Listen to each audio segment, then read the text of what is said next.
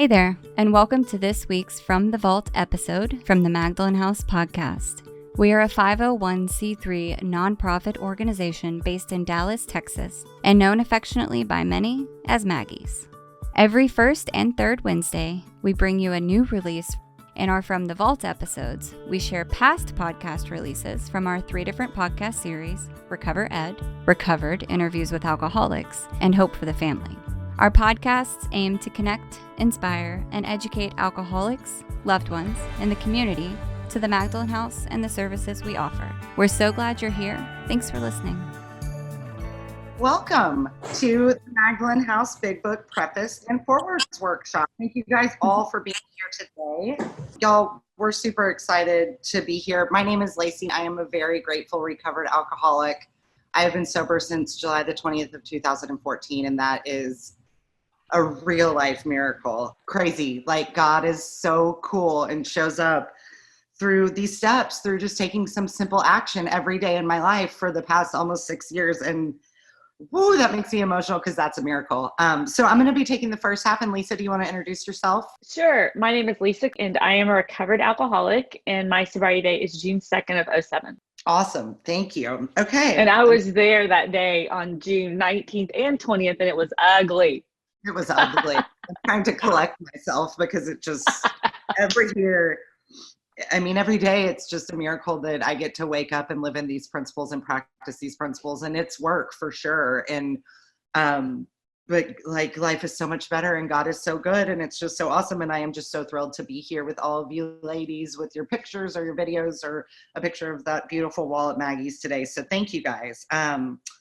There will be a Q&A at the end of this. So if you guys have any questions during the workshop, go ahead and use the chat feature and we will open it up at the end for Q&A. And like Lisa said, we are going to go through the Big Book Preface and the first 2 forewords. So I'm going to do the preface and the first foreword, and then I'm going to hand it over to Lisa here in a little bit, and she will cover the second foreword. And I think that is it.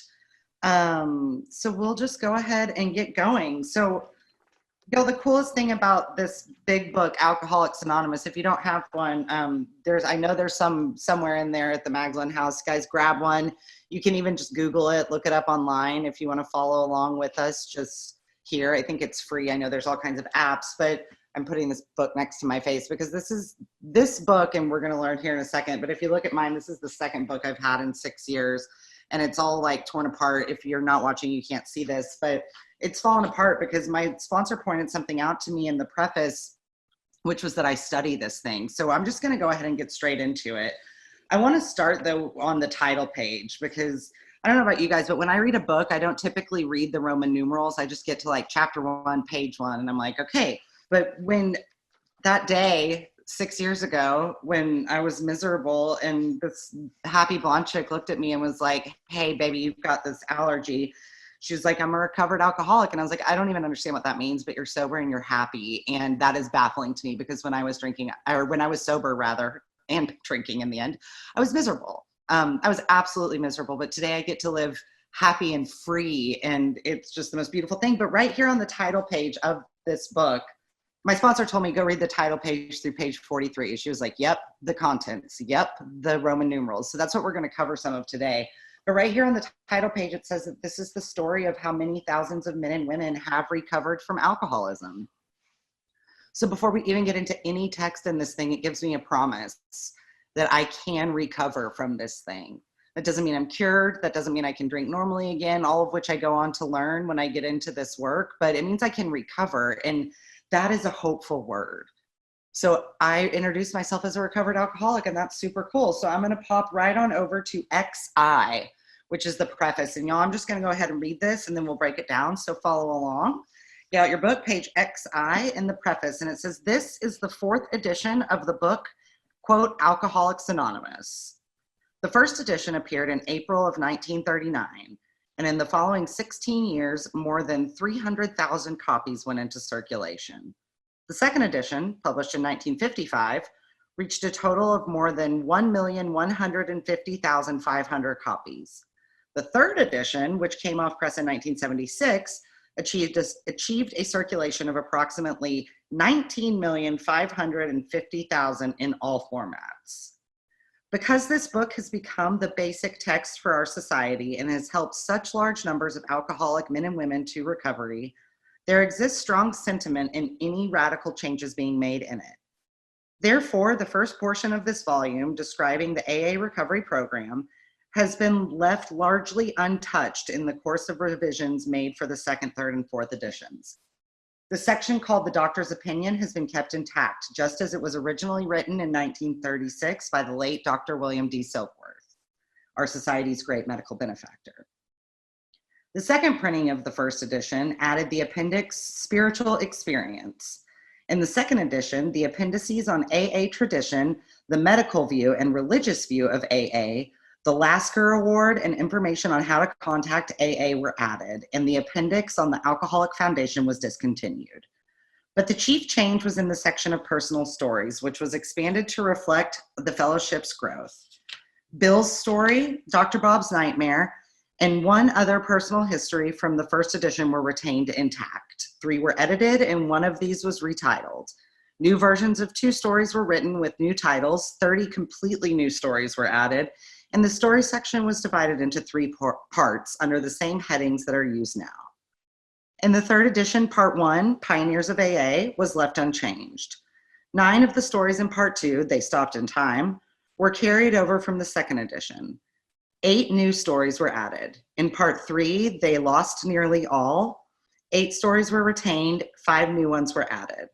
This fourth edition includes the 12 concepts for world service and revises the 3 sections of personal stories as follows. 1 new story has been added to Part 1, and 2 that originally appeared in Part 3 have been repositioned there. 6 stories have been deleted. 6 of the stories in Part 2 have been carried over. 11 new ones have been added, and 11 taken out. Part 3 now includes 12 new stories, 8 were removed, in addition to the 2 that were transferred to Part 1. All changes made over the years in the Big Book, AA members' fond nickname for this volume, have had the same purpose, to represent the current membership of Alcoholics Anonymous more accurately, and thereby to reach more alcoholics. If you have a drinking problem, we hope that you may pause in reading one of the 42 personal stories and think, yes, that happened to me, or more important, yes, I felt like that. Or most important, yes, I believe this program can work for me too. So that's that preface. There's some really good stuff to talk about and think about here. First, like the very first time somebody told me to read this book, I was like, that's cute. This is boring. It was written in 1939. I'm not really here for that. But right here, it's telling me that this first edition appeared in 1939. And it was, if I go backwards, right, to that title page, the story of how many thousands of men and women have recovered from alcoholism. So the first 100 people who recovered from this thing using these 12 steps, these first 100 came together and poured over every single word and wrote this thing down in 1939, which this preface is basically telling me we don't need to change that. They wrote down what worked. And it's pointed out to me that some 12-step stuff has just gotten really, really diluted at this point. And it says right here in the second full paragraph, because this book has become the basic text for our society and has helped such large numbers of alcoholic men and women to recovery, there exists strong sentiment against any radical changes being made in it. So again, these 12 steps and what they wrote down, this is what they did that worked. And I want to point out that they didn't write down what didn't work, right? And a lot of stuff happened and didn't work before they got to these 12 steps, these 12 spiritual concepts that got them to a power greater than themselves. A lot of people died. A lot of people tried, right? I mean, like we read about it as we go into the book, but a lot of people tried all of the other things, the things I tried, beer only on the weekends, and that didn't get them recovered. They also, and the other thing, y'all, that I think is important to recognize is that AA does not have the monopoly on getting people recovered from alcoholism. The Salvation Army has been doing it for years. There are a lot of other things out there, but I'm a real deal alcoholic and I tried all those other things. And thanks be to God and a person who stood in front of me and had a spiritual awakening because of these exact steps that are written down right here in this book, I get to be recovered today. And I tried everything else and it didn't work for me. And I looked at other people that it was working for and it was really, really confusing to me. So I just had to get into this thing, and my book falls apart and looks the way that it does because I study it. My sponsor told me, hey, it tells you right here on page XI that this is the basic text. That means this is a textbook. That means that we study it. That means that my sponsor was like, hey, keep this with you, because when you talk to me, when you call me with your 10th step for sponsorship, whatever, I'm going to point you right back to this book. So this is a book that I study today, 6 years into this deal, every single day. I go to page 84. I go to page 76. I go to those 11th step prayers when I retire at night, when I wake in the morning, right? And that's all in this basic text. It says that the first portion of this volume, which is the title page through page 164, describes the AA recovery program, and it's been largely untouched in the course of revisions made for the second, third, and fourth edition because this program hasn't changed. Lisa will point out when she talks about the forward to the second edition, but some of our recovery numbers have changed since 1939. But y'all, back in 1939, there wasn't AA on every corner at 6, 7, noon, 1, 3, 4, 6. I couldn't go to 90 meetings in 90 days. I couldn't go to AA all day and sit in a room and drink coffee and talk about how I was just not going to drink today and that was going to be okay, which, for the record, isn't what this book tells me to do. I realized that I was drinking really bad, and back then they were going to put me in the hospital and commit me, and I realized, you know, if I'm alive in the 30s and 40s, that this isn't good. I write a letter up to the intergroup in New York, and they send me back a copy of this book with a sticker that says good luck on it. And I identify with the stories that are written here in the back of the book, but really, I'm not like Bill Wilson, right? Bill's story is one of the first chapters in this book. I'm not a war vet. I'm not a man. I'm not a stockbroker. I'm not any of those things, but I drank just as bad as he did. And that's one thing that I could start to identify with. And when I started to read this doctor's opinion and these things that, again, the first time I was told to read these, I wasn't desperate enough. And I was like, this is old language and I'm bored with this and this doesn't matter. But then when my sponsor looked at me and she said, baby, you've got the allergy. And I had been in and out of AA for 2 years and I had never heard of this alcoholic allergy.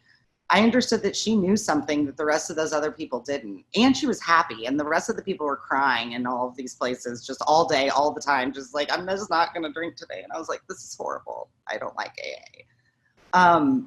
But really, I didn't understand what was written in this book, which is Alcoholics Anonymous. That's the name of this book. And this outlines these 12 spiritual principles that will get me to a power greater than myself, which the book tells me will solve all of your problems.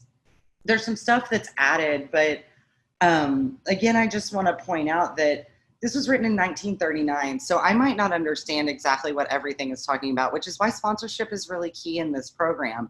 My sponsor says, Lacy, go home, read the title page through page 43, and I do it because I'm done and I'm desperate, and I'm like, if there's some secret in the title page to page 43 that gets me the happy, joyous smile that you have on your face and you're not drinking, then okay, whatever, lady, like, sure, I'll try. So I go in and I try, and then she's like, study this. And I'm like, great, we're studying it. Let's do this. And so that's what I do with my home group. I study this book. And the people who printed it thought what's written in here is really important. It talks about the doctor's opinion, which I think is important just to touch on before we move into that first foreword. But it says here in the second paragraph that the doctor's opinion has been kept intact just as it was originally written in 1939 by Dr. William Silkworth, the Society's great medical benefactor. And Dr. William D. Silkworth wrote this doctor's opinion. He saw hundreds, thousands of alcoholics like me come into this kind of treatment hospital up in New York. And he was like, hey, so you can't drink anymore. And 9 out of 10 people went and lived their lives, and that was fine. But 1 in 10, those chronic alcoholics, that 10%, me, of which I am a part, kept coming back and couldn't stop drinking. And he lent this doctor's opinion that's now actually medical fact to, he like really kind of gave us some like levity, some street cred, if you will, because he was this like really rad doctor. But he said that it was an opinion at first, and now it's fact. And we understand it fact that I have an allergy, that my body reacts differently to alcohol than the average temperate drinker. And he talks about that on page XXVIII in the doctor's opinion, which I'm sure we'll do a workshop on later, and I would encourage you to go ahead and read in the meantime. But I've got a body that processes alcohol differently, and that once I take alcohol in any form at all in my body, whether it's vanilla extract or NyQuil or beer or vodka or wine or a champagne toast, this allergy sets off and my body craves more alcohol, and I can't stop once I start. And if that was my only problem, I just don't drink. But then this program tells me later that I have a mental obsession, that I'm obsessed with drinking and not drinking, and when I'm going to drink, and who's drinking, and how I can drink, and how I cannot drink, and all of those things. And the reason that these people didn't want to change any of this text is because they got recovered, right? This book describes recovery, being recovered, as walking through an arch that we were building to freedom. It's that the obsession around alcohol has been removed. I don't have to think about drinking or not drinking today. I just have to think about how to be of service to other people. The 12th step in this thing gives us our most beautiful promise, which says, having had a spiritual awakening as the result of these steps, these 12 steps that these people wrote down and didn't want to be changed from 1939 to 2020 today. Having had a spiritual awakening as the result of these steps, we carry this message to alcoholics and try to practice these principles in all of our affairs. Having had a spiritual awakening, that's why they don't want to change these first 164 pages, because it gets me to that spiritual awakening. I have to take some simple action, simple, but not easy, right? It says, but I studied this, and it's a recovery program, and they added some cool stuff and they moved some stories around, and that's neither here nor there. I thought that I needed somebody to come and get me out of bed in the morning and say, Lacy, take a shower, Lacy, take your pills, Lacy, go to work. I thought, or that I was going to go to, $1 million treatment for 30 days and that was going to save me. But really all I needed was a person standing in front of me in whom this alcoholic problem had been solved in this $8 book. And that's it. And the willingness to do the work that this book talks about. So this preface tells us that we study this. So if you have questions about the preface, type them in the chat. I'm going to go ahead and go forward to the first edition. So I'm going to, again, just read this full thing and then break it down. So we are now on page XIII. That's 8 in Roman numerals. Oh, this is a good one, y'all. Okay, so this is the foreword to the first edition. And this is the foreword as it appeared in the first printing of the first edition in 1939. We of Alcoholics Anonymous are more than 100 men and women who have recovered from a seemingly hopeless state of mind and body. To show other alcoholics precisely how we have recovered is the main purpose of this book. For them, we hope these pages will prove so convincing that no further authentication will be necessary. We think this account of our experiences will help everyone to better understand the alcoholic. Many do not comprehend that the alcoholic is a very sick person. And besides, we are sure that our way of living has its advantages for all. It's important that we remain anonymous because we are too few at present to handle the overwhelming number of personal appeals which may result from this publication. Being mostly business or professional folk, we could not well carry on our occupations in such an event. We would like it understood that our alcoholic work is an avocation. When writing or speaking publicly about alcoholism, we urge each of our fellowship to omit his personal name, designating himself instead as a member of Alcoholics Anonymous. Very earnestly, we ask the press also to observe this request, for otherwise we shall be greatly handicapped. We are not an organization in the conventional sense of the word. There are no fees or dues whatsoever. The only requirement for membership is an honest desire to stop drinking. We are not allied with any particular faith, sect, or denomination, nor do we oppose anyone. We simply wish to be helpful to those who are afflicted. We shall be interested to hear from those who are getting results from this book, particularly from those who have commenced work with other alcoholics. We should like to be helpful to such cases. Inquiry by scientific, medical, and religious societies will be welcomed. What does that all mean? Oh, there's so much to break down here. Okay, so just this first sentence, so big and awesome and important. We of Alcoholics Anonymous are more than 100 men and women who have recovered. There it is again. That word, recovered. We have recovered from this thing. And what this thing is right now seems a seemingly hopeless state of mind and body. Step 1 says we admitted we were powerless over alcohol, that our lives had become unmanageable. In my experience, I thought that that meant going to my adult punishment, which was AA, for an hour every day and saying, my name is Lacy, really, shy, and I'm an alcoholic and I'm just here to listen today. Okay, I took step 1, I said it. I have to understand what it means to have a seemingly hopeless state of mind and body. Yes, it is admitting I am an alcoholic, right? In step 1, but I have to understand what it means to be alcoholic, and this book right here tells me. I have to understand why I'm powerless, and I'm powerless because I have a seemingly hopeless state of mind and body. Do I know what that means? No. I have a mind that's obsessed with alcohol, and I have an allergic body that the doctor's opinion is going to go ahead and explain to me. That's why sponsorship is key in this, because I just read over this stuff and I'm like, cool, written in 1939 doesn't apply to me. I don't care. But this stuff is super important. If I don't understand what my problem is, that I'm an alcoholic with a mind that's obsessed with alcohol no matter what, and a body that cannot not drink no matter what.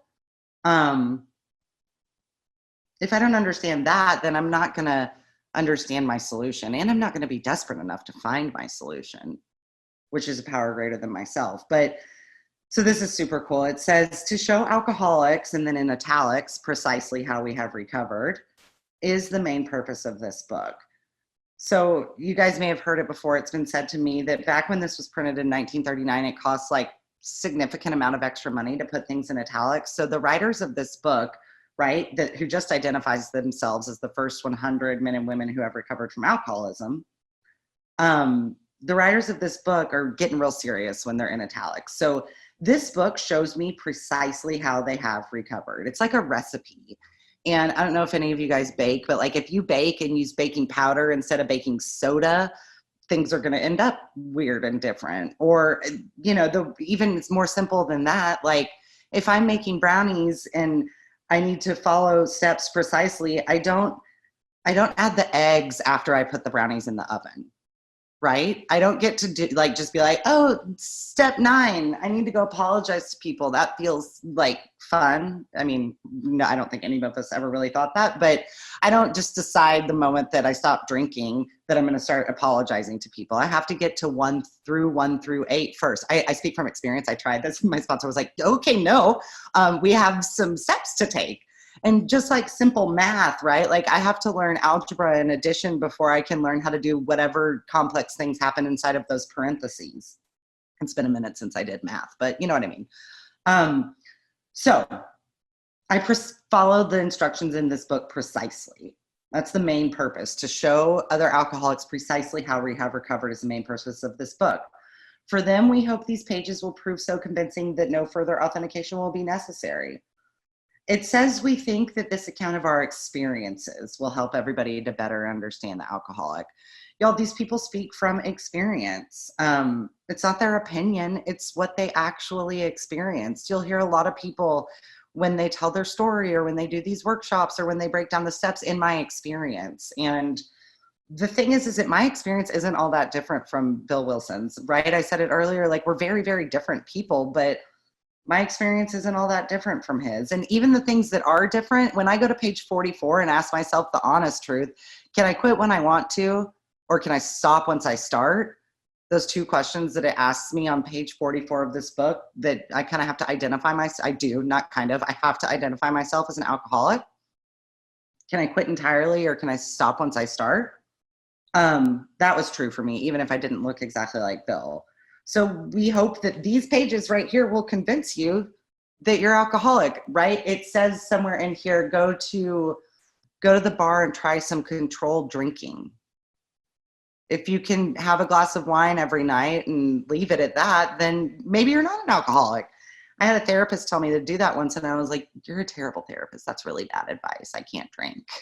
Turns out that he was an alcoholic, and he was just talking to me straight from this book, which was really cool. But I thought I knew everything at that point, which is not a very becoming look on myself, or you probably. So It's just true. I don't mean that offensively. We think we know everything when we get here.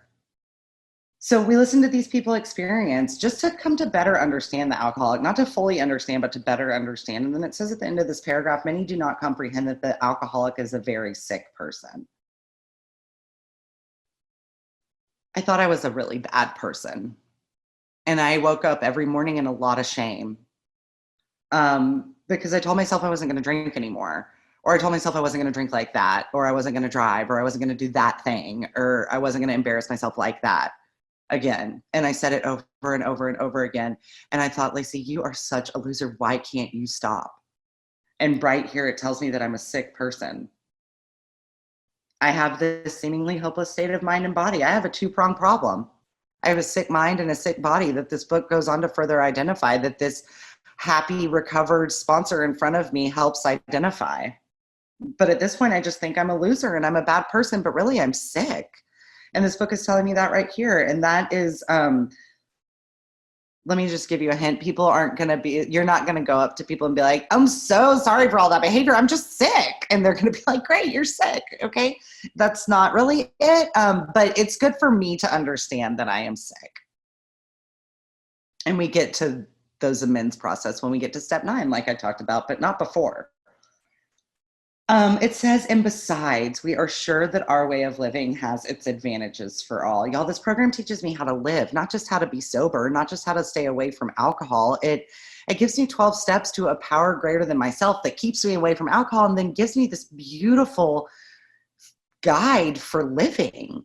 This space where I am now entirely actively reliant on God, that I am actively dependent on this power greater than myself. It teaches me how to live. And I don't know anybody out there who maybe like had that spiritual awakening that step 12 tells us we're going to have, and then is ready just to like take everybody they know in the whole wide world through the 12 steps. And they're like, hey, but look, this book. And people are like, cute. Thank you. No, thank you. But I know, right? Like, and I get to practice these principles in all of my affairs, and I get to take the lead. The book tells me there's a long road of reconstruction ahead. I get to start to be the model inside my family, inside my marriage, with my parents even, right? Like, I start to live this way, and this teaches me how to live. It tells me in the next paragraph that our alcoholic work is an avocation. And what they're talking about when they talk about our alcoholic work is going out and finding other alcoholics to work with. It tells me all throughout this book, the way that these first 100 did it, they went to these hospitals, and once Bill Wilson realized that he had figured this thing out and that he was relieved and he was living on this spiritual basis, he was like, I've got to give this thing away. This is like, I just realized the cure to COVID, and I can't sit on the cure to COVID for myself, right? Like, how selfish is that? I got to go tell everybody. I got to go give it away. And we all want that cure, like, for free, like yesterday, right? That's how desperate, when we are desperate enough, when we are done enough with this thing, we're desperate enough to take what these recovered alcoholics are telling us and just go with it. People often talk about the cure for cancer, and that just came to me because we're in this real fancy COVID time. So that felt like a pretty decent analogy. I hope that you followed it. So we go out and we find other alcoholics to work with. And we do that, like, when I first started working this program, I worked in a space where I served other people, right? Like, I had a physical actual job in a food pantry, and my sponsor was like, so no, that's not your 12-step work. That's your vocation. That's your job. They pay you for that.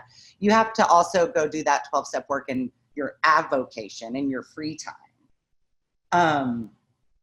So that's just like, talk to your sponsor about 12-step stuff. And it talks about that we omit our last name.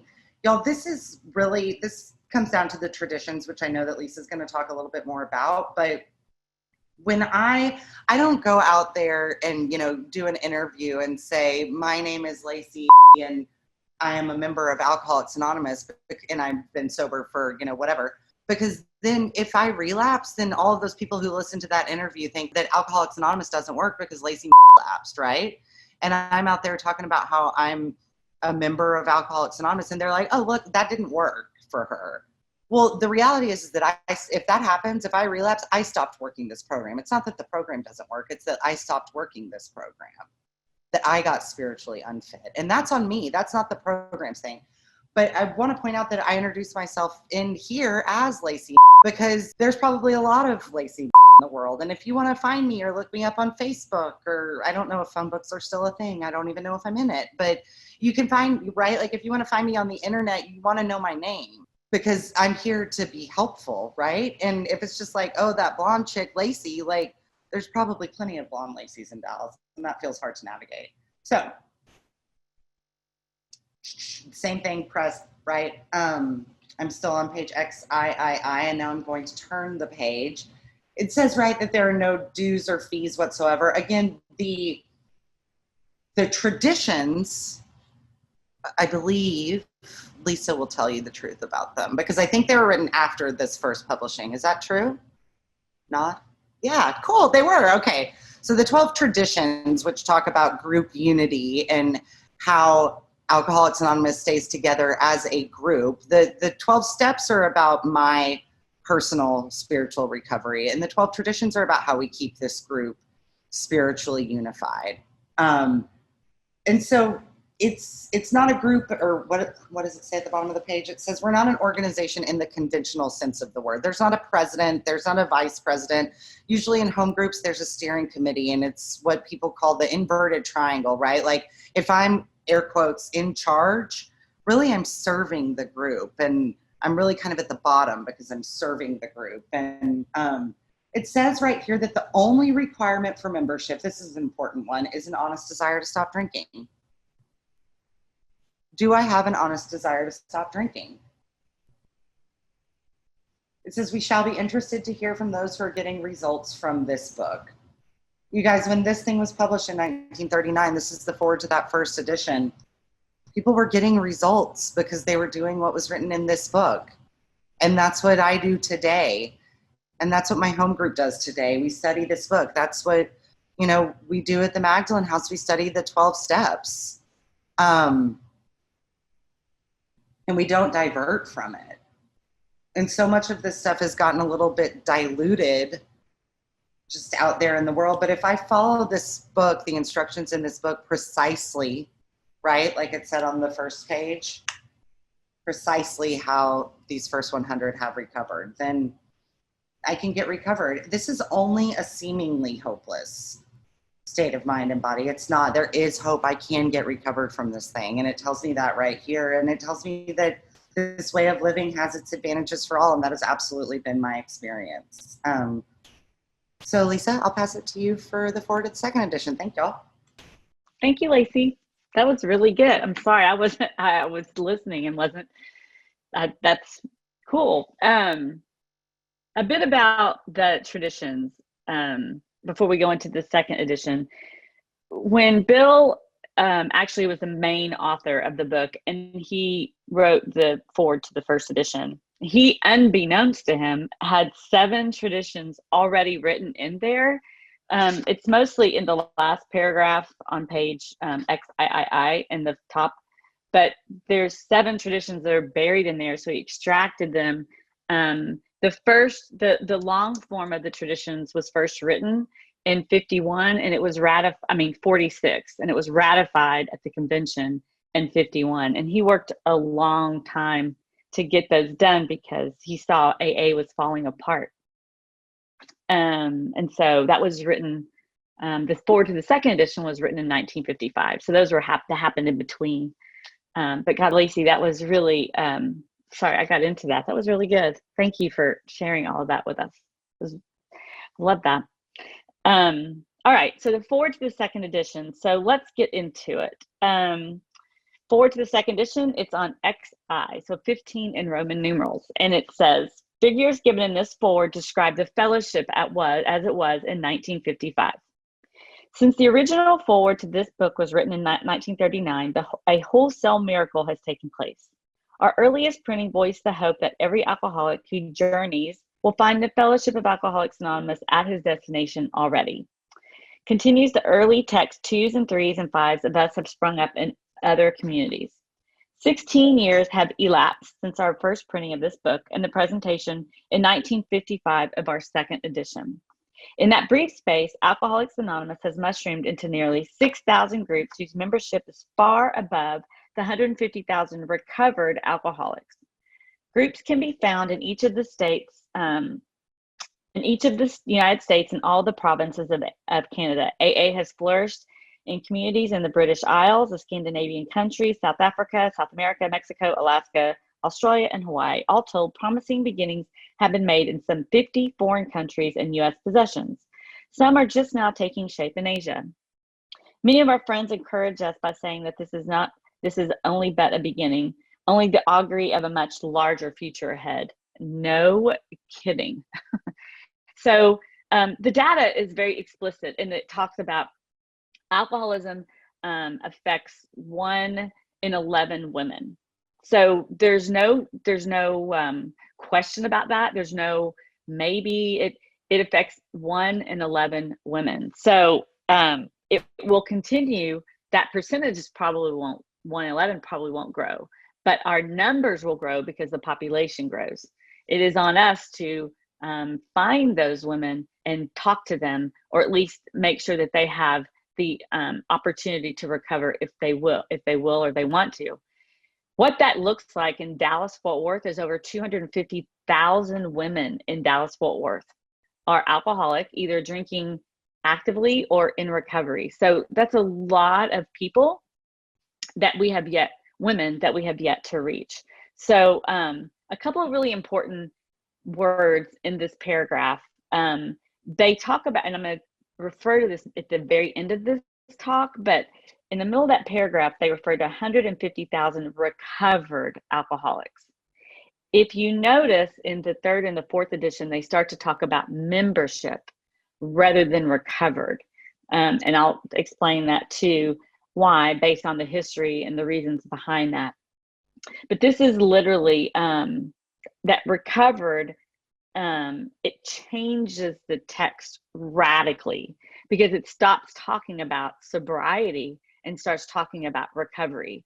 As you know, it's kind of our latest soapbox at Maggie's is sobriety is very, very, very different than recovery. I walked into AA hoping to get sober, and I walked out a recovered woman where this program is never ending. There's not a stopping point, like a hurdle, like you've finished the checkered flag. This program literally lasts for the rest of my life, and sobriety lasts for 1 minute. I can stay sober for 5 minutes. Recovery lasts for a lifetime. So, all right, the bottom of the page. The spark that was to flare in the first AA group that struck at Akron, Ohio in June of '35 during a talk between a New York stockbroker and an Akron physician.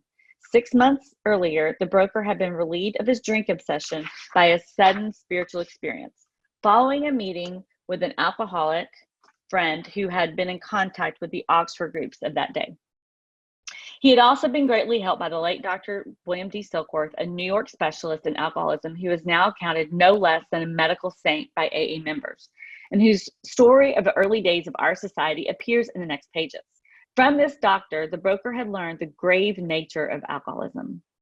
Though he could not accept all the tenets of the Oxford groups, he was convinced of the need for moral inventory, the confession of personality defects, the restitution to those harmed, helpfulness to others, and the necessity of belief in and dependence upon God.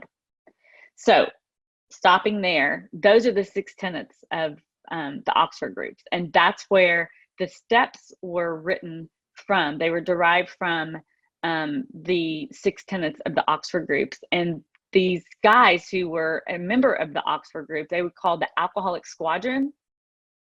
And so they were all the ones who helped Bill write the big book of Alcoholics Anonymous. So if you've ever heard me talk at all or anything, this is a really aha moment for me. So I always like to say this at least once whenever I talk, and this is where I get it from, that belief in the God of our understanding and dependence upon the God of our understanding are two different topics, 2 very different things. So feeling, a belief is a feeling. Belief, I can believe or not believe. I can be willing to believe. All of that means I'm literally sitting in my head doing nothing. But dependence upon God requires action. And that's literally what's going to set me free. I always thought praying and believing was enough. And praying is definitely an action, but I'm doing it alone. I am not doing it. And it doesn't affect anybody else but me. But action affects everybody else around me. And I get helped as a result of that. My motives are very different. And so dependence is very different than belief. That's where that comes from. Prior to his journey to Akron, the broker had worked hard with many alcoholics on the theory that only an alcoholic could help an alcoholic, but he had succeeded in only keeping himself sober himself. The broker had gone to Akron on a business venture, which had collapsed, leaving him greatly in fear that he might start drinking again. He suddenly realized that in order to save himself, he must carry his message to another alcoholic. That alcoholic turned out to be the Akron physician. So I always like to stop here because, okay, so think about this. He goes to Akron. This is Bill W. They're talking about Bill W. and Dr. Bob. He goes to Akron, Ohio.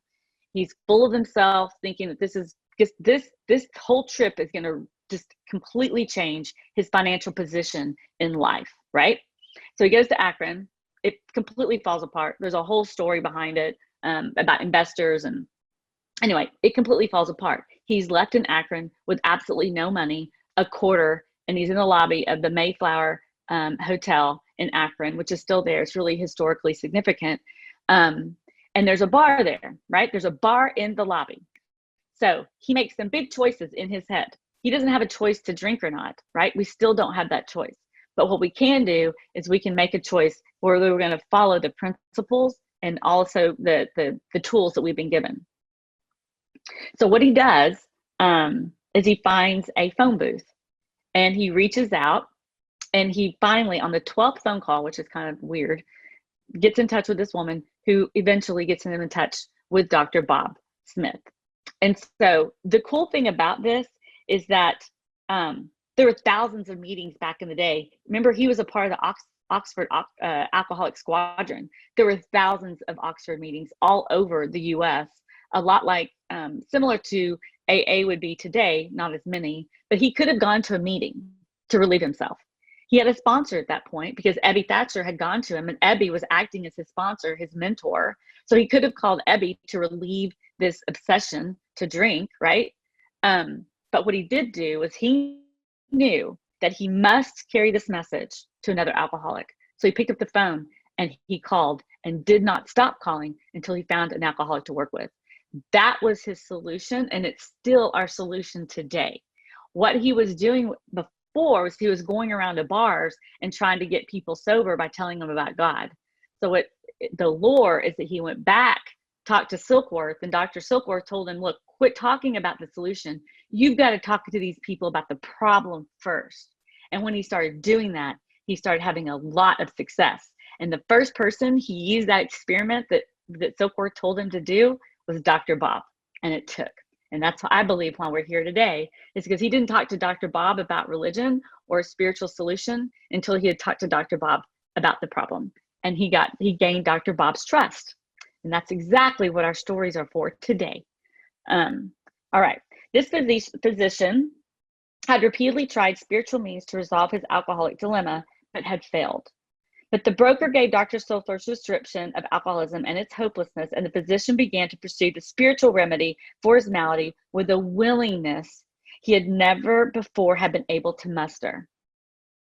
He sobered, never to drink again, up to the moment of his death in 1950. This seemed to prove that one alcoholic could affect another as no other alcoholic could.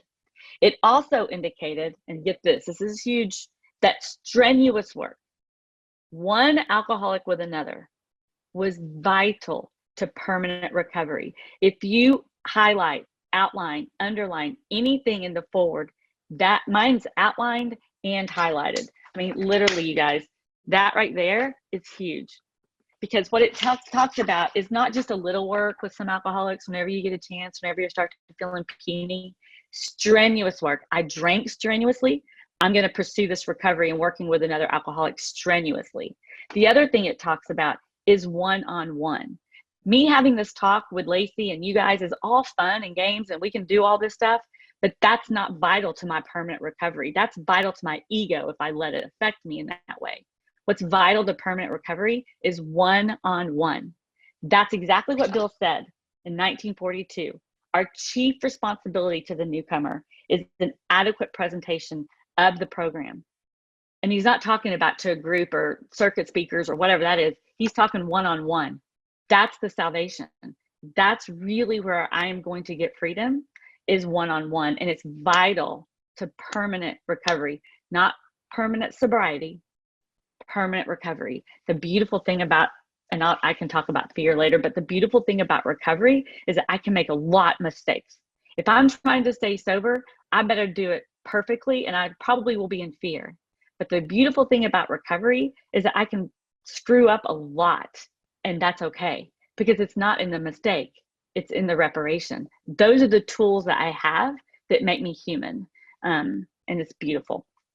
That's a whole nother talk though, so we'll go on. Hence, the two men set forth almost frantically upon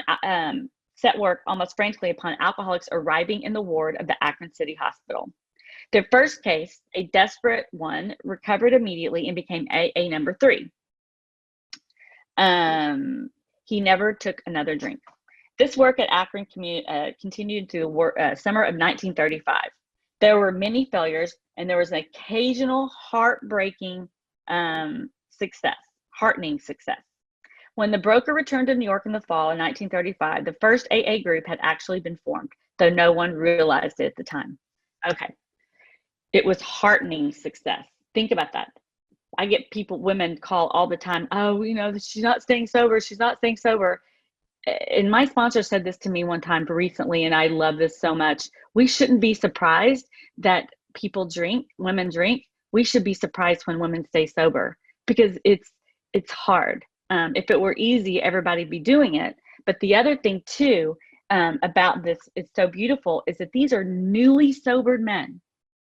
2 months going back to the hospital, 2 weeks for Dr. Bob, and they're the most effective people that we have. If you think that you can't sponsor at 2 weeks or 2 months, that's not what they did in the book. That's not what they did in the book. And thank God that Dr. Bob and Bill didn't wait a year to go out and start looking for alcoholics, because I would not be alive today. The most effective to me in the book, the most effective person for a newcomer is someone they can relate to. And it's nothing to do with if you're married, if you're white, you're black, you're green, if you got a bad childhood. It has everything to do if you've had a spiritual awakening. That's the most important criteria for sponsorship, because all the other stuff is just book knowledge and ego. And it's really cool how these guys just determine that for us, that we don't have to make those rules or observations or have any opinions about it, because it's literally right here in the book. A small group, I want to also one thing, frantically, they used all of their spare time looking for alcoholics, all of their spare time. There's got to be some correlation there between, to the extent that I feel connected or I am joyful, to how much I'm spending trying to help another person, trying to help another woman recover from alcoholism. There is a correlation, and they're building that whole case for us right here. A second small group promptly took shape in New York, to be followed in 1937 with the start of a third at Cleveland. Besides these, there were scattered alcoholics who picked up the basic ideas in Akron and New York, who were trying to form groups in other cities. And by late 1937, the number of members of having substantial sobriety behind them was sufficient to convince the membership that a new light had entered into the dark world of the alcoholic. Okay, you guys, this is 2 years. They're talking about people with 2 years of sobriety, and that was substantial. No one was staying sober. Even Dr. Young said, the gates of hell have clanged on you, Roland Hazard, because I have no other solution. Every once in a while, I'll see someone with a spiritual experience, but it's rare, and good luck, because you're probably going to die from this. That was our fate. So to have 2 years of recovery, have a significant number of people with that, we're so blessed today that we have this opportunity. And I myself, this is so good for me to hear myself saying this, because I forget that sometimes. I forget that I owe my life, whether I like AA or not, whether I like my home group or not, sometimes I owe my life to this, and I owe the least I can do is to continue to come back and give back. All right, it was now time the struggling groups thought to place their message and unique experience before the world. This determination bore fruit in the spring of 1939 by the publication of this volume. The membership had then reached 100 men and women. The fledgling society, it's actually one woman, and her name was Marty Mann. There was 99 men, and she was a badass. So I hope that gets recorded. I would love for everybody to go and read as women about Marty Mann. She's the reason why we have the tradition about at the level of press, radio, and film, because she went in front of Congress trying to start an alcoholic congressional, a federal agency, and she succeeded, but they didn't like her going and talking in front of Congress. So anyway, Marty Mann, as an aside, 2 ends, go read about her. She was a badass. All right. The membership had, which had been nameless until now, began to become Alcoholics Anonymous from the title of its own book. So the book came first, and then AA. They were the Alcoholic Squadron of Oxford groups. The book was written.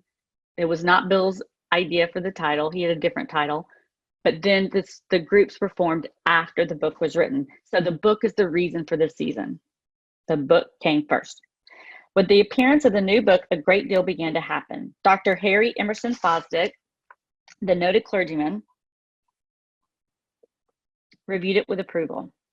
So all of this starts to talk about, this whole paragraph starts to talk about all of the inquiries and what Lacy was referring to earlier, that they had a couple of people in the office in New York. They were sending these books out as fast as they could with a note on them that said, good luck.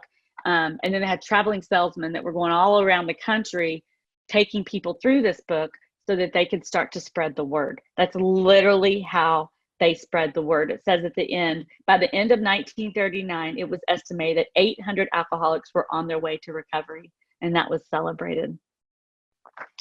So then it starts to talk about, I'm going to read through this because I think it's cool.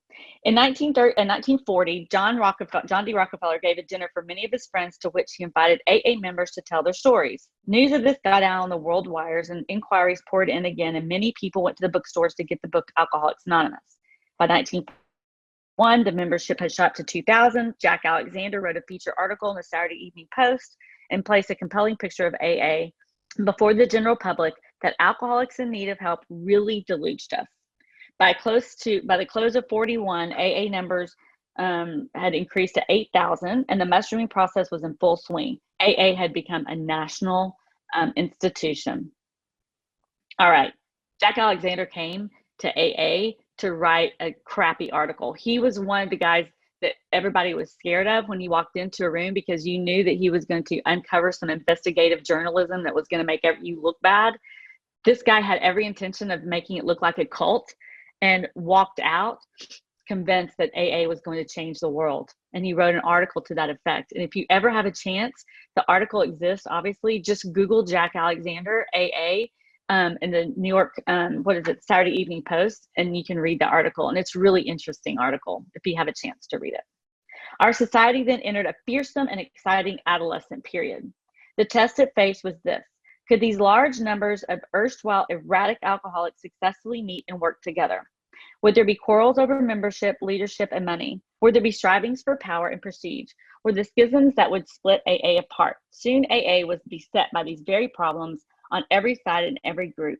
But out of the frightening and first disrupting experience, the conviction grew that AA had to hang together or die separately. We had to unify our fellowship or pass off the scene. This is the first tradition. He got a bunch of letters from a bunch of groups talking about the problem was disunity as a whole. It wasn't people fighting, or it wasn't all the details but the bigger problem was disunity. A great example of that is in the rehab that I went to, the last one, I had this man who was my mentor. He saved my life because I was such an arrogant asshole. And I'm still an arrogant asshole sometimes, but at least I have, program for it. But I was eating a piece of candy. I literally was taking this, it was I love blow pops. And so I was taking this blow pop apart.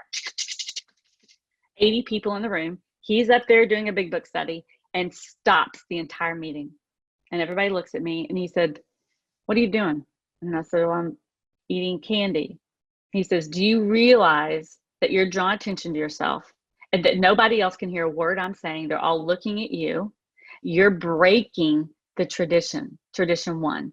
I didn't even know what traditions were. I didn't even care about the traditions. I do now. And I'm grateful that he said that, because I wasn't thinking of anyone but me. I wasn't even thinking that, should I eat this candy or should I not eat this candy? Is that going to be disruptive? I was just doing what I wanted to do whenever I wanted to do it.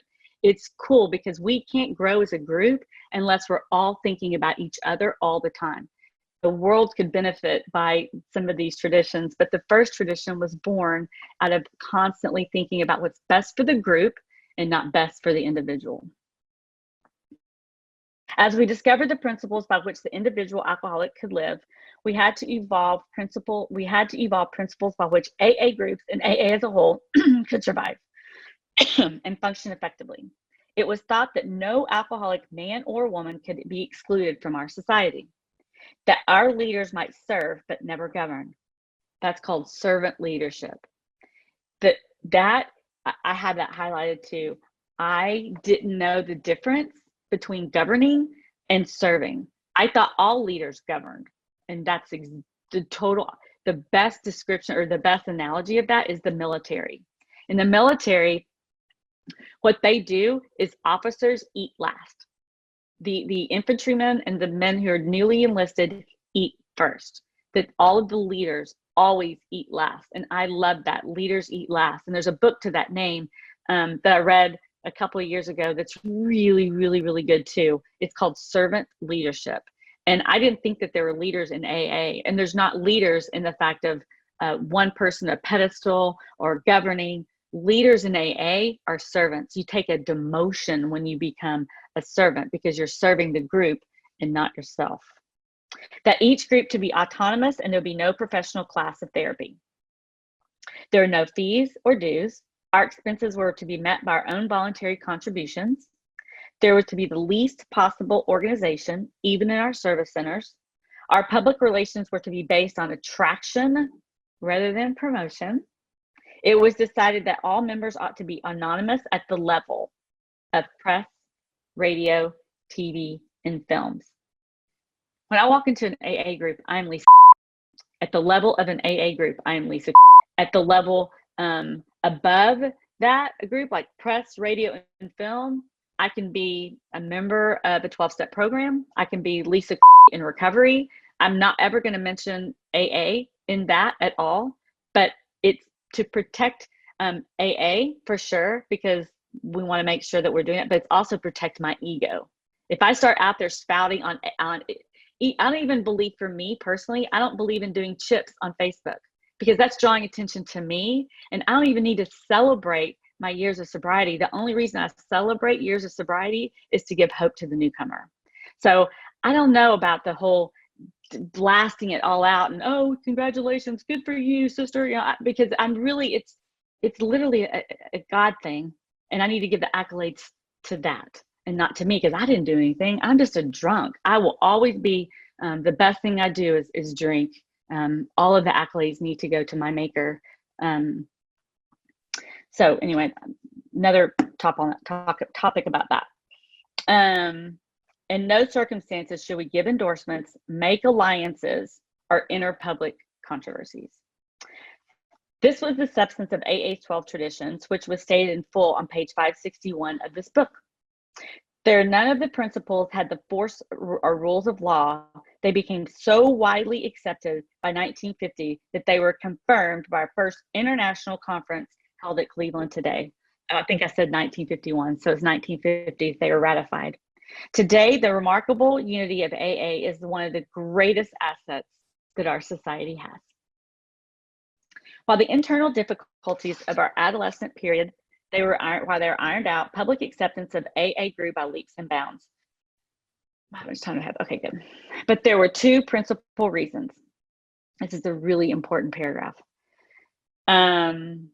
Large numbers of recoveries and reunited homes. How cool is that? That they put in there large numbers of recoveries. And the second most important thing is reunited homes. That's why family support is so important to the Magdalen House, is because reunited families, if we don't have that, that's the number two reasons why we're successful, then we really don't have anything. Family is everything. These made their impressions everywhere. Of alcoholics who came to AA and really tried, 50% got sober at once and remained that way. 25% sobered up after some relapses, and along the remainder, those who stayed on with AA showed improvement. All right, I'm not going to go into the others who showed improvement. People try to figure that out all the time, like 20, what, I don't care. Let's look at 75%. That 50% of people that came to Alcoholics Anonymous stay sober. 25% came back after some relapses. Okay, think about that. You say that in any treatment center, that you're going to put treatment centers out of business. If you've got 50% of people going to Alcoholics Anonymous and staying sober, what has changed in AA? People haven't changed. Alcohol has not changed, right? Still alcohol. What has changed is the program. The program, as written in this book, has become different. It's different in different AA groups. It's different with different people. People try to put their own spin on it. There's a myriad of different reasons why, but it's in black and white here, that 75% of people who came to Alcoholics Anonymous with some relapses stayed sober. The big difference is the way that people take people through the book. You can tell. And also, people didn't go to Alcoholics Anonymous until they were serious. They were done. And don't get me on my soapbox about being very, very, very done. I don't want a woman to sponsor who's like, well, I'm not for sure if I'm an alcoholic. I just, I'm not feeling good about it. I just drink sometimes. No. I want someone who comes and says, I am desperate. I'm not even afraid of dying. Dying would be a relief. I am desperate because every day I feel like I'm drowning. Sponsorship should be easy. And if it's not, then I wouldn't sponsor that woman. I'm not going to chase someone. You either want this really bad and you're going to follow the dictates of this, which is 10, 11, and 12 for the rest of your life, or you're not. It's real simple. But if you do follow the dictates of this, the promise right here on this page, 75%, you will get recovered. There's no special person that gets recovered. There's no, oh, Lisa, you've been doing this for 13 years, or Harriet for 28, or however. It's not. Every single day I wake up, and today is a new day for me. Today is a day that I grow my spiritual program. It has nothing to do with yesterday or what I did yesterday. Every day is a new day. I have no more power in me today than I did 13 years ago at all. You say that in the treatment center, and you'll get their attention. The other thing too is really tried. When I'm doing step 3 and talking about step 3, I come to this paragraph, I come to this sentence, because really tried, what does that mean? When I'm doing my 3rd step prayer with my sponsor, and I'm holding hands in a normal, not COVID, and we're praying together, I am making a decision to go through with the rest of the work. I am making a decision to really try, not to not drink, really try to do exactly what this book says. And when I do that, the promises are that I will recover. That's one of the parts of the 3rd step. All right. Another reason for wide acceptance of AA was the administration of friends. Friends in medicine, religion, and the press, together with innumerable others, became our able and persistent advocates. Without such support, AA would only had made the slowest of progress. Some of the recommendations of AA's earliest medical and religious friends will be found further on in this book. This gave us credibility.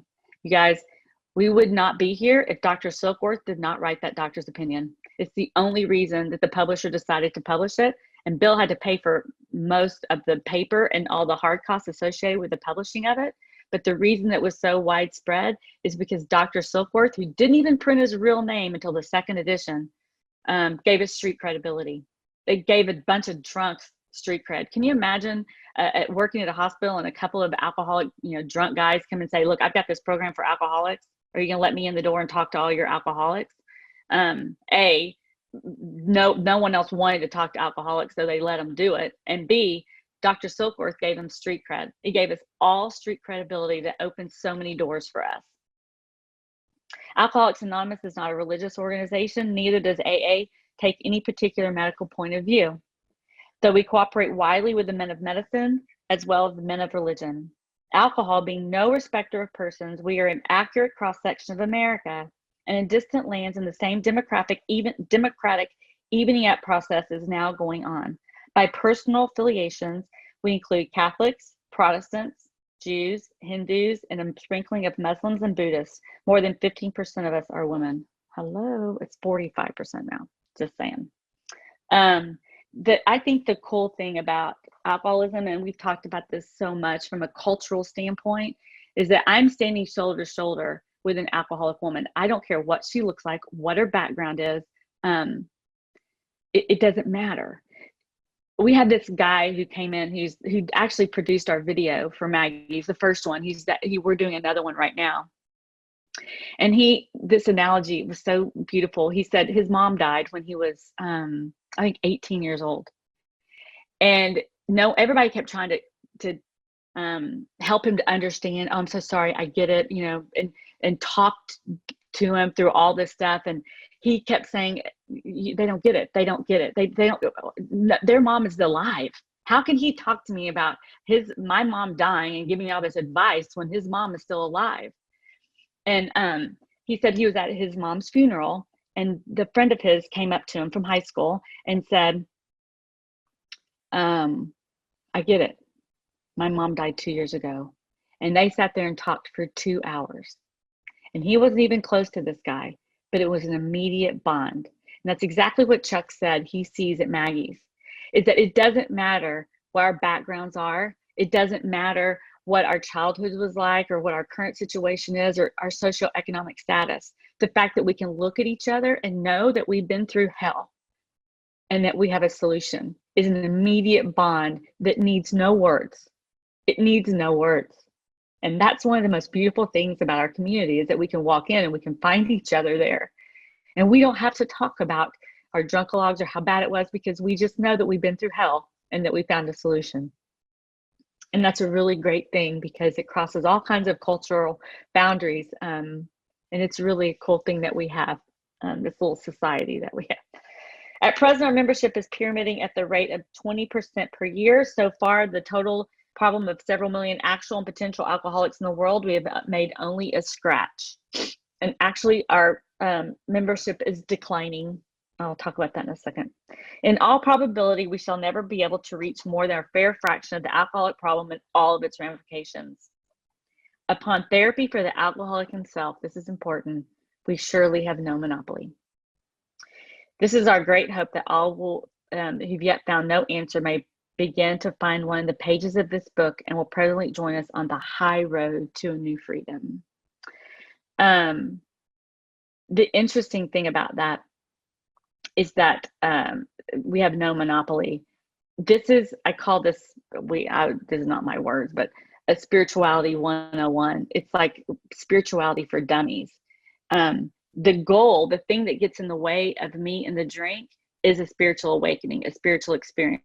AA is only a version or a roadmap on how to get to a spiritual awakening. There's a lot of other things that, like Salvation Army, as Lacy mentioned, that help you get to a spiritual awakening, but the spiritual awakening is the end point. That's where we want to get to, and then I can be awakened every day. But it's not about not drinking. Not drinking is a result of a spiritual awakening. And before I end, we start taking questions. The second edition was written, Bill was still alive. And if you look at the third and fourth edition, the next 2 pages, Bill Wilson had already passed away. And one of the biggest things that changed in the third and the fourth Forewards is they stopped using the word recovered. They stopped using the word recovered alcoholics and started using the word members. And so what that looks like too is that you can become a member of Alcoholics Anonymous and sit in the rooms and not do anything and never get recovered but stay sober. And that's not what Bill Wilson, that's not how this program was written. It's not about being a member. It's about being a recovered alcoholic, that your life is no longer your own and you're going out looking and approaching and finding alcoholics to work with. That's the whole reason it worked in the first place. I'm not just a member of Alcoholics Anonymous. I'm a recovered alcoholic. And that's just my roadmap to continue the journey of recovery, to grow my spiritual program, not for myself, but so that I can fit myself to be of maximum service to others, and bear witness. So the forwards, the preface, as Lacy said, and the forward to the first edition is really important. The forward to the second edition, written by Bill Wilson, equally important. And then we've lost touch with some of the program elements, because it starts talking about all different kinds of literature, not the textbook anymore. And it's just, I don't even like to read through them because it's just not as credible to me. And then the doctor's opinion follows that, which will be our next workshop. So with that, I am going to shut up and ask for Q&A and give it back to Lacy. Thank you, guys. Okay, I'm going to read the question that I already see in the chat. So it's kind of like a little bit of things. Okay, so Harriet wrote, would you agree or disagree that recovered refers to abstinence? And then Deanna wrote, disagree, I've been abstinent for long periods, but not recovered, which is a great point, as have I. Great. Can I clarify that, what I was saying? Yeah, of course.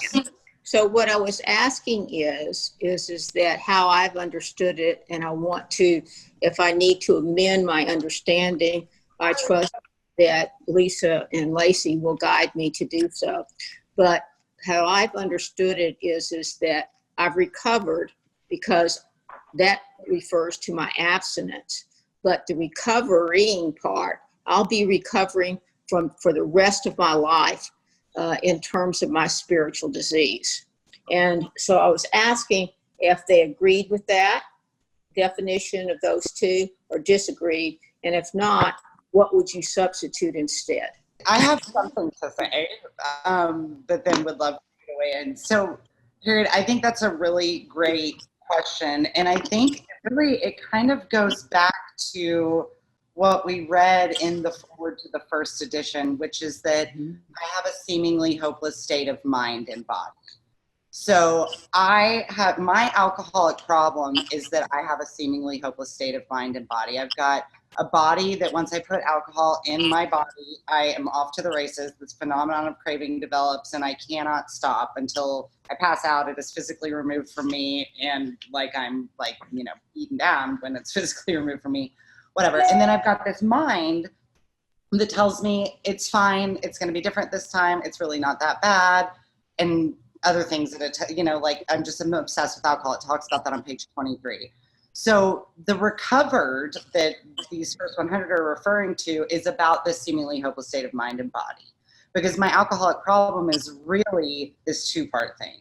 Now, yes, I and everybody else walking the face of the planet has a spiritual problem. So the spiritual dis-ease is not limited to me, the alcoholic. That is humankind. We're all living in a spiritual dis-ease. But I just go back to the book, which it doesn't necessarily talk about recovering. It just talks about recovered. So then you go on to I forget, and Lisa, you can clarify which page it's on, but it's easy to rest on our laurels and think that we've got this spiritual reprieve, but really the spiritual reprieve, it goes on to tell me later in the book, is a daily thing. I cannot rest on my laurels. This is a reprieve that's contingent upon a daily contact with God. So that's where some of that, I just think that some of the semantics can get a little confused. That's what I was trying to clarify for myself. So I'm going to take what you said, which is, and I must have this underlined in my book. Every time I read it, it's underlined, but I've never fully understood it the way that you have explained it. And I think the reason of that is that, I'm a product of, more so a product of going to AA meetings, except for the last 10 years where I've come to Maggie's meetings. And also I think my sponsor only goes to the AA meetings. And so I've never developed a full concept of that until today. And I understand for the first time, and I want to thank you for explaining it, that what I've recovered from is that hopeless state of body and mind. Thank you. I appreciate the question. Lisa, do you have anything to clarify or add to that? I do. For me, I'm recovered from a seemingly hopeless state of mind and body, for sure. And then I've also had a spiritual awakening as the result. So I'm recovered. Recovering to me is only, I'm recovering because I'm going through the steps and trying to get to recovered. I'm on the journey of trying to get to recovered as a spiritual awakening. So the knowledge, me just having the knowledge of step one and being recovered from a hopeless state of mind and body, is only because I've had a spiritual awakening or spiritual experience. And so recovered is what I am today, and that gives hope. Recovering to me, and this is my opinion, this is not in the book, so I always like to say that, is fear-based. It's like I'm recovering, so I'm never really recovered. It, to me, I'm always fighting every day to get how am I going to keep recovering it? If I'm recovered, I don't think about it. I don't have to say the words recovered or recovering or spiritual awakening. It's literally, it just comes. It just is. If I'm recovering, to me, that's a fear-based feeling or fear-based action. And for me, based on my Baptist background, Church of Christ background, if you know anything about that, I shied away. I do not like fear-based kind of solutions. So that's all I was going to add to that. Well, I put it in my book, and I'm going to pray, meditate upon it. And because of this webinar today, I feel a changed woman in the sense of, here I am at 33 years, and yet today, this is the first time that I've ever understood this. So thank you. That's amazing. Yeah, it's amazing how the program works. Yeah, it is. It's amazing. So I have, and Deanna says, I have been abstinent for long periods, but not recovered. Lacey, did you ask that? You did ask that, right? I did. I just noted that is also my experience. And Lisa, do you want to expound on just that statement? I've been absent for, I don't know if I said something that was not in line with that, because that's a true statement. I don't know. She said disagree. I don't know. Maybe the previous question. Oh, gotcha. I'm a dork. I'm such a freaking 55-year-old. Don't do the chat thing. Yes, I have been abstinent for long periods. So, and the other thing too, I just want to say this because this is really important. I had a woman call, and I could talk about fear of drinking and COVID for 2 hours, and we should have a workshop on that. But once I started drinking, I'm not relapsing. I didn't relapse. I relapsed from the day I start before. I relapse months before I ever take the first drink. Once I take the first drink, I'm in active alcoholism. I'm not relapsing. I'm drinking. So relapse, you're not going to know when you're in relapse. Relapse is a really great idea to not call your sponsor, or sounds like a really great idea not to do that, or to do that, or to hit send instead of pausing. That's a relapse thing. That's the obsession of the mind that I've got self-will coming back. I just hate that relapse is even associated with drinking, because active alcoholism is associated with drinking. Relapse should not be. Anyway, Lacey, did you want to finish up that? No, that's awesome. I like what you're talking about the relapse really comes before I pick up the drink. It's some of that. And then I think kind of back to Harriet's point, it's where some of that spiritual awakening goes away and I become, like Lisa just said, self-reliant again, right? That the alcoholic is the greatest example of the self-will run riot. That's what the book tells us. So my relapse doesn't start when I pick up a drink. It starts when I start to become that self-reliant. Is that what you were kind of saying? Mm-hmm.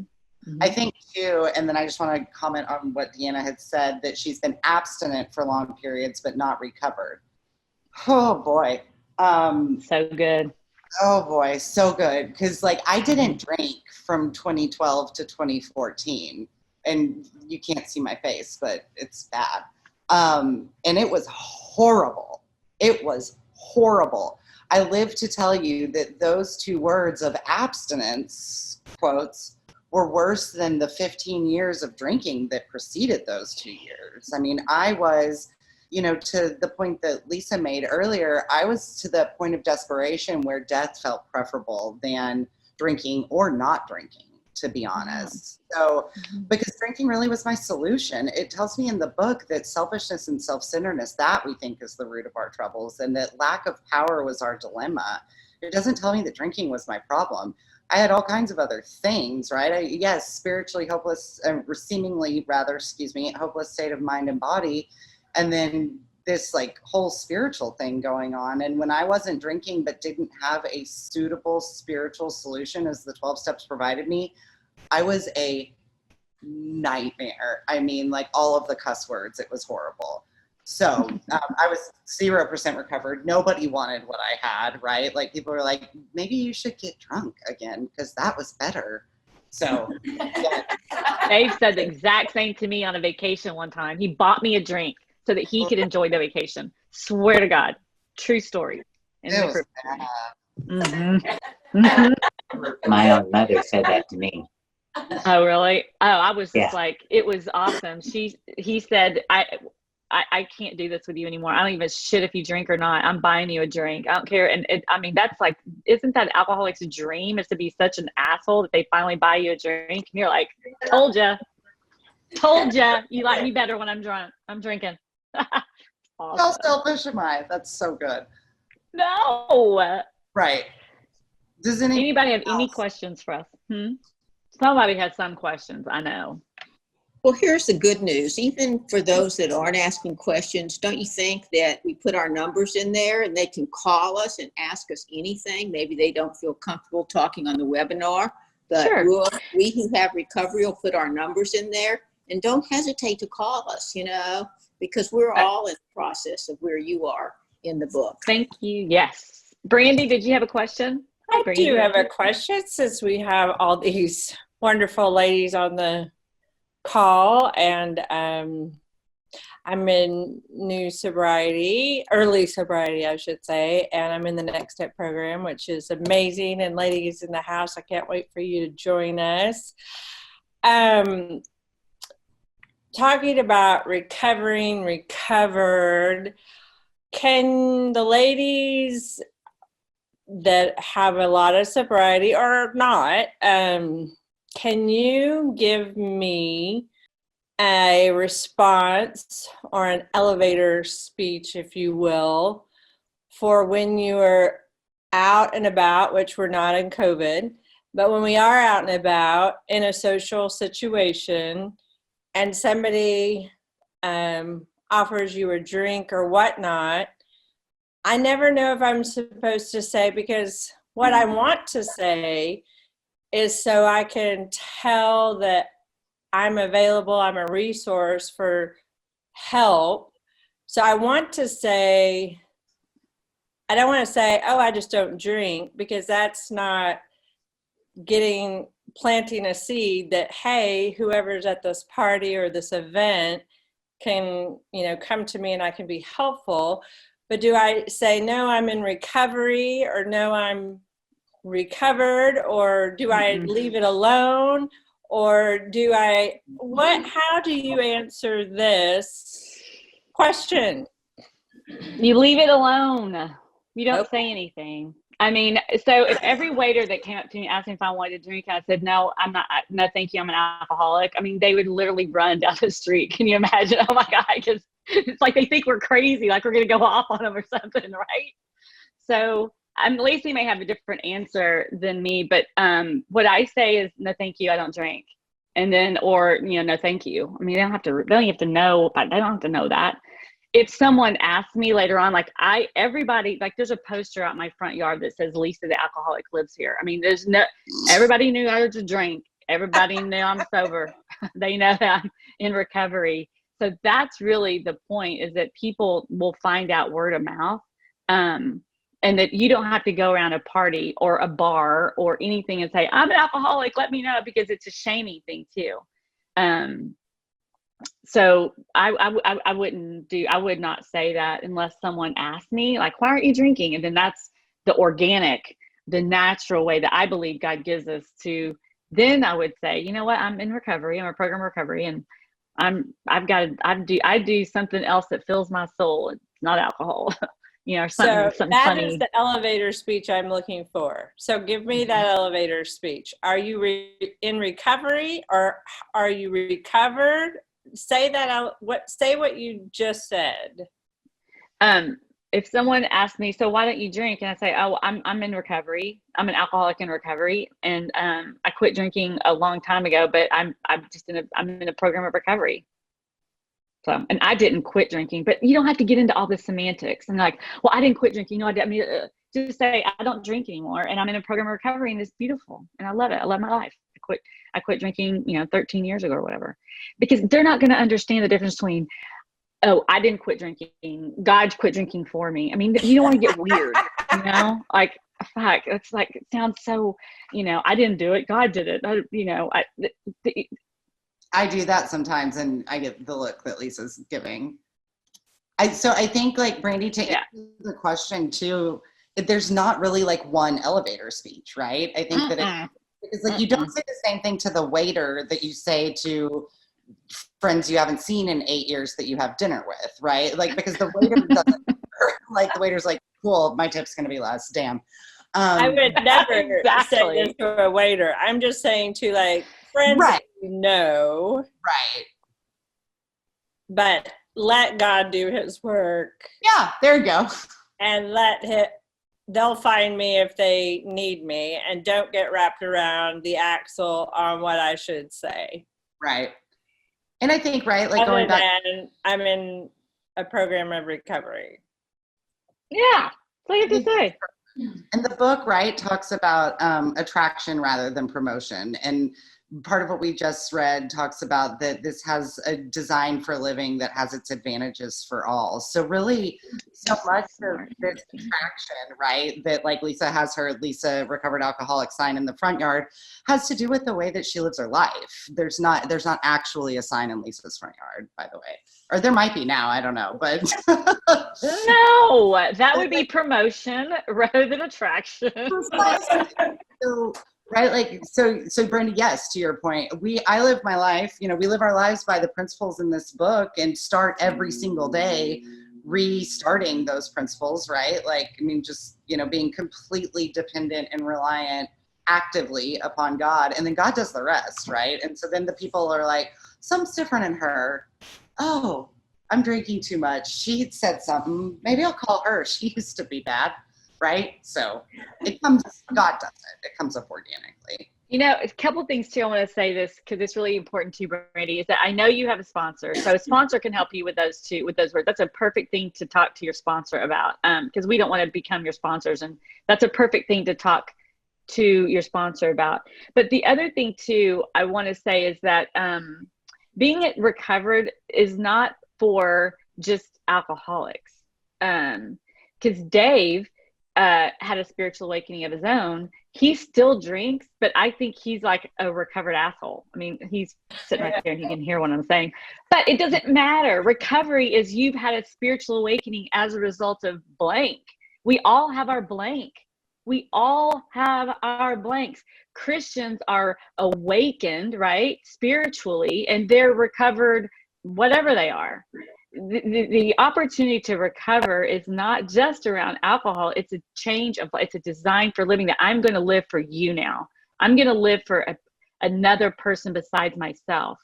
And it's literally, it's a change of soul, like your cellular, your DNA has changed. And so don't put it in a box.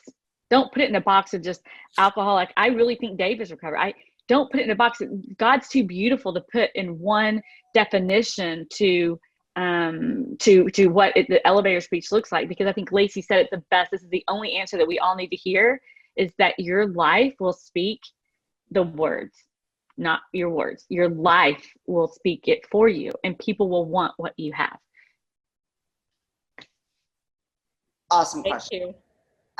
Okay, anybody else have any questions? Thank you so much for joining this today. It was really good to see all your faces. This is just so cool. Really fun. Thank you, Lisa. Thank you, Lacey. Thank you, guys. That was so fun. Thank you. I love doing Thank workshops you. with That was awesome. Yeah. Thank you, guys. That was awesome. Hi, Marguerite. Sweetie. Thank you. Thank you, guys. Have a great Sunday. We hope you've enjoyed this From the Vault re-release of the Magdalen House podcast. Tune in every first and third Wednesday for a new release from one of our 3 podcast series. To learn more about the Magdalen House and the services we offer, visit magdalenhouse.org or follow us on your favorite social media channels by searching for the Magdalen House.